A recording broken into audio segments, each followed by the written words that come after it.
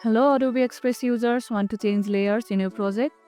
I have got you covered in just few steps. Let's go. First, open Adobe Express on your device.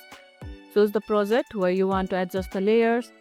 Tap on the elements you want to move to a different layer.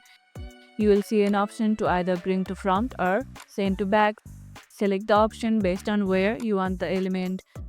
Adjust the layer order by tapping on the element and using the layer control menu to arrange its position. And that's it, your layers are now in the right order, making your design look cleaner. Can't find the layer controls? Make sure the element is selected or double check the toolbar for layer options. Do you prefer working with layers in your design?